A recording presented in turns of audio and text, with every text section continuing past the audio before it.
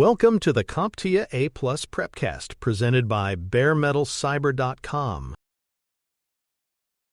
In home and small business environments, Internet access is commonly provided through technologies like cable, DSL, and fiber. Each of these services relies on specific types of hardware to connect the local network to the provider's infrastructure. Devices such as modems, gateways, and optical network terminals play a critical role in this process. For the A+ certification, candidates must understand how these technologies work, how to identify the related equipment, and how to troubleshoot basic connectivity issues related to these access methods. A cable modem connects a home or office network to the Internet using coaxial cable. It serves as the interface between the digital infrastructure of the cable provider and the Ethernet devices inside the building. Cable modems rely on the DOCSIS standard, which defines how digital data is transmitted over the coaxial lines. Most cable modems include at least one Ethernet port and may also incorporate wireless router functions.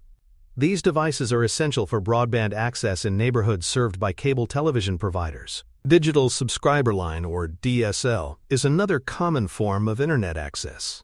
DSL technology transmits data over existing telephone lines using separate frequency bands for voice and Internet service. This allows simultaneous use of both services without interference. DSL speeds are generally slower than cable or fiber, but the service remains widespread due to its compatibility with older infrastructure. Technicians need to recognize that DSL performance degrades with distance from the service provider's central office. Within DSL technologies, there are variations such as ADSL and VDSL. Asymmetric DSL or ADSL provides faster download speeds than upload, which suits most residential users. Very high bitrate DSL or VDSL offers much higher bandwidth and is often used for streaming or IPTV services. However, both are highly sensitive to distance. The farther a home is from the DSL access multiplexer, the more the speed drops. Understanding this distance limitation is key when evaluating service quality issues. Many DSL installations use combination units known as DSL modem/router combos. These devices integrate both the DSL modem and a wireless router into a single enclosure. They simplify installation by reducing the number of devices and cables required. These units provide routing, NAT, and often Wi-Fi access alongside DSL connectivity. On the A+ exam, you may be asked to identify which component of the combo unit handles modem functionality versus which part provides local network services. An optical network terminal, or ONT, is the device used in fiber-to-the-premises installations. The ONT converts the optical signal received via fiber optic cable into an electrical Ethernet signal that the home or business network can use. Unlike modems, which use coaxial or phone lines, ONTs require a fiber optic connection and are usually installed by the service provider. Some ONTs include backup battery units to maintain phone service during power outages, especially when supporting VoIP or alarm systems. ONTs typically connect to internal network hardware using Ethernet. The fiber optic line connects from the provider's distribution point to the ONT, which then outputs an Ethernet signal to a router or switch. In some setups, the ONT may also provide connections for telephone or coaxial services. This centralizes all inbound fiber services at a single location and ensures compatibility with standard networking equipment. Technicians must know how to identify and connect these ports during setup or troubleshooting. When comparing cable, DSL, and fiber, the physical media and performance characteristics differ significantly.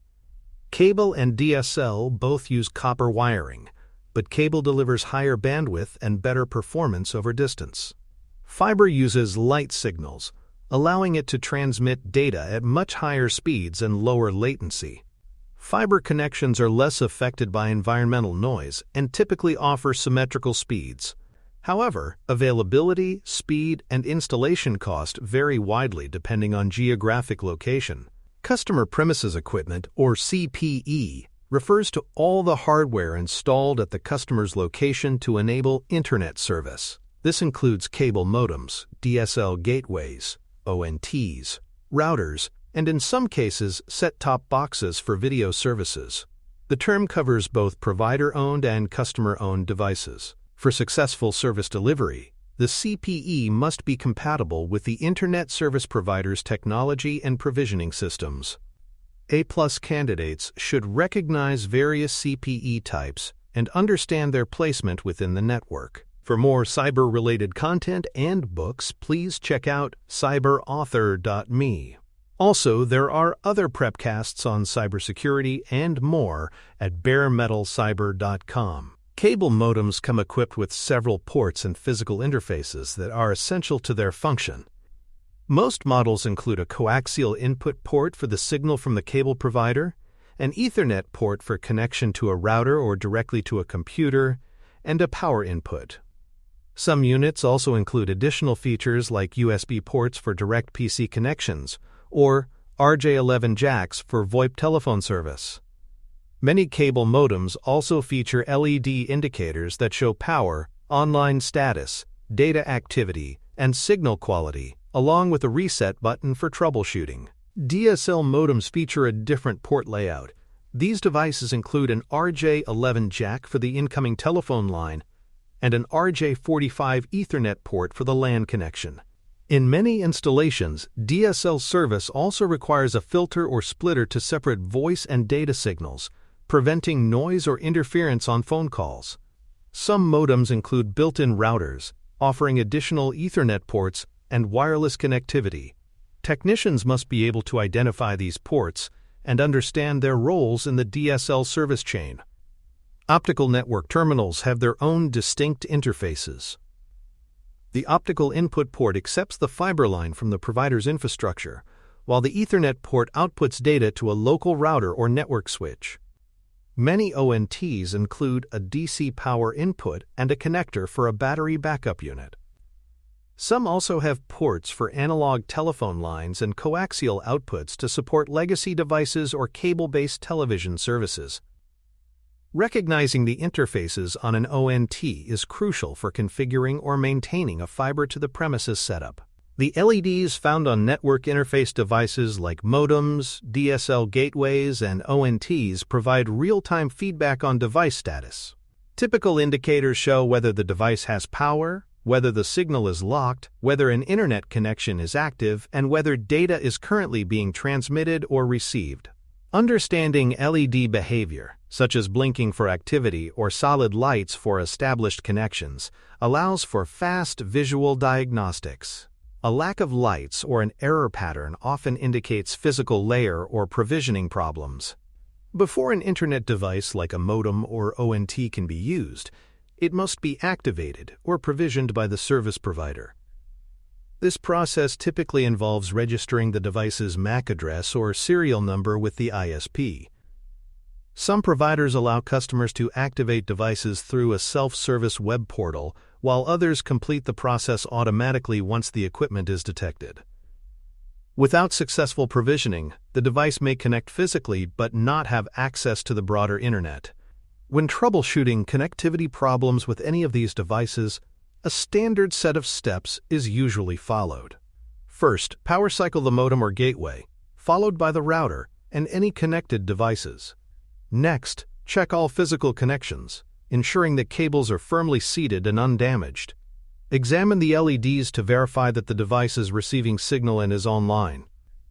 If problems persist, testing with a different device or checking for service outages can help isolate the issue. Firmware and software updates are often necessary to maintain performance and security.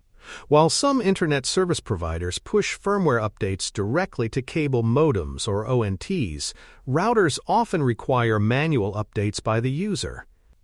Outdated firmware may lead to poor performance, incompatibility with newer services, or unpatched security vulnerabilities. A+ candidates should be familiar with update procedures and know how to check firmware versions through the device's management interface. Internet speed and performance are influenced by both the access technology and the service tier selected. DSL, due to its reliance on telephone lines, may offer lower speeds and is more susceptible to distance-based degradation. Cable generally provides higher bandwidth, though performance can vary with network congestion. Fiber delivers the highest speeds with the most consistency, often offering symmetrical upload and download rates. Technicians should set performance expectations based on the customer's service type and physical infrastructure. Handling and placement of networking equipment also play a role in performance and longevity. Devices like modems and ONTs should be kept away from heat sources, enclosed spaces, and moisture-prone areas.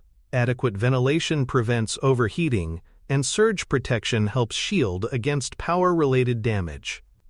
Following manufacturer guidelines for mounting and cabling is a best practice that improves both safety and service reliability.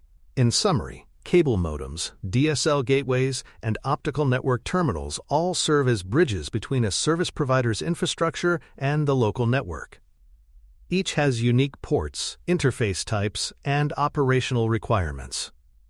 Understanding how to identify, configure, and troubleshoot these devices is a key component of the A+ certification exam.